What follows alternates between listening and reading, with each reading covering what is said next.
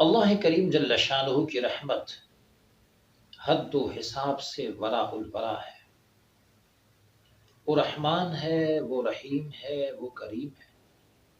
خود فرمایا سبقت رحمتی علی غضبی، میری رحمت میرے غضب پر سبقت لے گئی۔ غضب، جلال، قہر، غصہ پیچھے رہ گیا، رب کی رحمت بازی لے گئی۔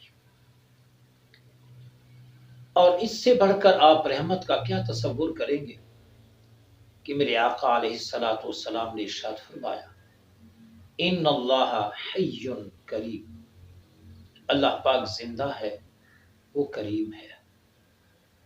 زندہ بھی ایسا کہ تمام کائنات کو زندگی دینے والا ہے، اور کریم بھی ایسا کہ دنیا جہان کی ساری کرم نوازیاں حقیقت میں اللہ پاک ہی کی طرف سے ہیں۔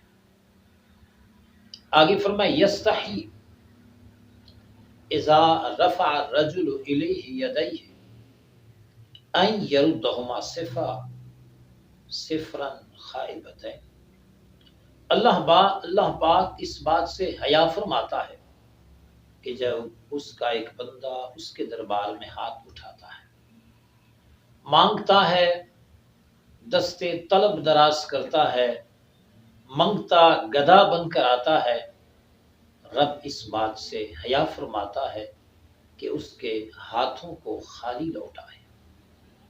یہ وہ دربار ہے کہ دن ہو یا رات، صبح ہو یا شام، ہر وقت مانگنے والوں کو عطا فرما رہا ہے۔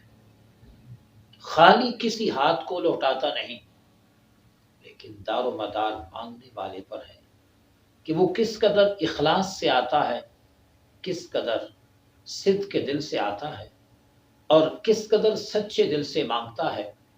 جیسے طلب ہوتی ہے اس کے مطابق رب کی عطا ہوتی ہے، جیسے بندہ التجا کرتا ہے ویسے اللہ پاک عنایات کی بارش کرتا ہے۔ لہٰذا کسی حال میں اللہ کریم جل شانہ کے کرم سے اور رحم سے مایوس نہیں ہونا چاہیے۔